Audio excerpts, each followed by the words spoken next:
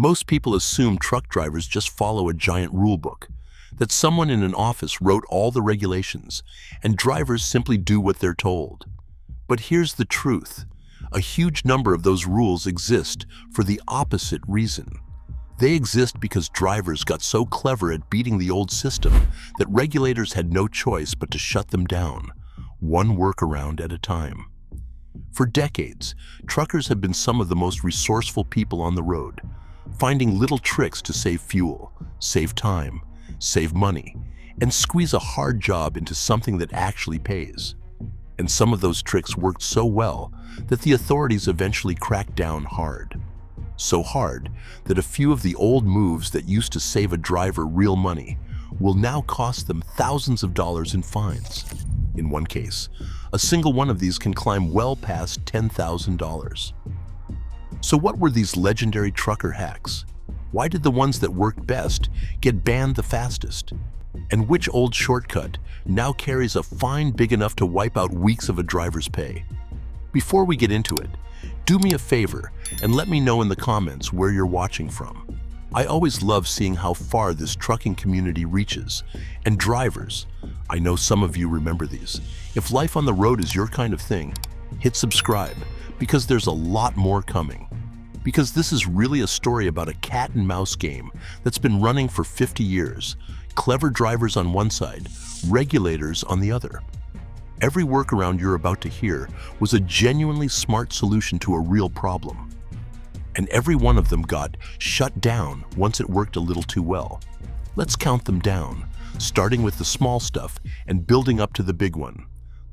Let's start with a simple one, the radar detector. For years, plenty of drivers ran one on the dash to get a heads up on speed traps. Made sense, it saved tickets. The problem is, regulators decided that a professional driving 80,000 pounds shouldn't be relying on a gadget to know when to slow down. So they banned them. In big commercial trucks, running a radar detector is now against the rules, and getting caught with one is a violation on its own. A small hack, an easy crackdown, but it set the pattern for everything else. Next, idling. For generations, drivers just left the engine running all night to keep the cab warm or cool while they slept. Simple, effective, and for a long time, totally normal. But all that idling burned enormous amounts of fuel and pumped exhaust into truck stops and neighborhoods, night after night. So states and cities started passing anti-idling laws, hard limits on how long a truck can sit running, with fines for going over. A habit that was once just part of the job became, in a lot of places, an offense you can be ticketed for. The workaround that killed the workaround, by the way, turned out to be legal, small bunk heaters and auxiliary power units that keep the driver comfortable without idling at all. But here's where it starts getting serious. Because the next hack wasn't about comfort, it was about time, and time is money. For decades, drivers tracked their hours on paper, and those paper logbooks earned a nickname across the whole industry, comic books. Because they were, let's say, creatively written, a driver who was out of legal hours but wanted to keep rolling for the money could simply write down numbers that told a different story. Everybody knew it happened. It was one of the worst-kept secrets in trucking, and it worked, right up until the government mandated electronic logging devices. Now a little box wired into the truck records the driving time automatically, and the comic book is dead. There's no fudging a computer that's watching the wheels turn. Run over your legal hours today, and the record shows it, plain as day, and the violations that come with it aren't cheap. And that brings us to the money tricks, the ones that hit regulators right in the wallet, which is exactly why they came down so hard. Take fuel. On-road diesel has road taxes built into the price, but there's another kind, off-road diesel, dyed a distinct color, meant for farm equipment and machinery, sold without those road taxes and therefore much cheaper. You can probably see where this is going. Running that cheaper, tax-free dyed fuel in a highway truck was a way to save serious money at the pump. The catch? It's fuel tax evasion, plain and simple. And inspectors can check for that telltale dye in a truck's tank in seconds. Get caught, and you're not looking at a slap on the wrist. You're looking at steep fines for dodging the taxes, the kind of penalty that erases whatever you thought you were saving many times over. Then there's a cleverer one, the glider. For a while, some operators found a loophole. Build a brand new truck body around an older, rebuilt engine from before the strict modern emissions rules. On paper, you got a shiny new truck with an old school engine that avoided all the expensive, finicky modern emissions equipment. Drivers loved those old engines. But regulators saw a truck dodging emission standards, and they moved to slam that loophole shut. What looked like a brilliant workaround became a regulatory target almost overnight. But here's the part most people never think about, the big one. The hack that worked so well and saved so much money that it became the single most heavily cracked down on move in all of trucking. The emissions delete. Modern diesel trucks are loaded with emissions equipment, the diesel particulate filter, the EGR system, and the DEF system that burns through diesel exhaust fluid. That gear cuts pollution dramatically. But it's also expensive. It can be finicky, and when it fails, the repair bills are brutal.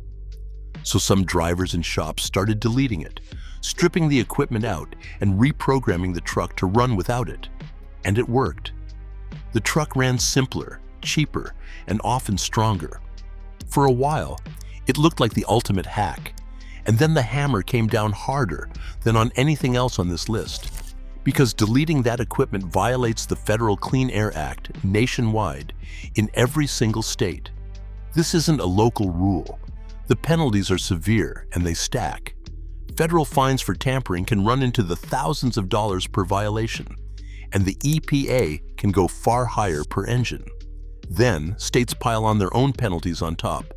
California alone can add thousands more per violation through its own emissions rules. Add it all up on a single deleted truck, and you're looking at a fine that can climb well past $10,000. The exact number depends on the truck, the state, and how the case is handled. But the point is simple. The move that once saved a driver money is now one of the most expensive mistakes they can make. The hack that worked best got punished hardest. So when you line them all up, the radar detector, the all-night idle, the comic book logbook, the dyed fuel, the glider, the emissions delete, you start to see the real pattern. This was never just drivers trying to cheat. It was resourceful people squeezed between thin margins, tough rules, and a job that demands everything, finding the smartest way through. And every time they found one, the system evolved to close it. That's the quiet tug of war that's been shaping trucking for half a century, mostly out of public view. To most of us, the rules a trucker follows are invisible. We never think about them at all. But almost every one of them has a story behind it. A clever driver who found an edge, and a regulator who eventually took it away. The drivers weren't villains, and the rules weren't random.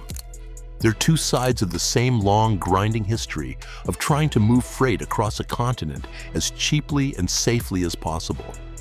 And it's still going on right now, out there on the road, one workaround at a time. Now I want to hear from you. If you're a driver, what's an old trick from back in the day that you've watched disappear? And do you think the crackdown was fair?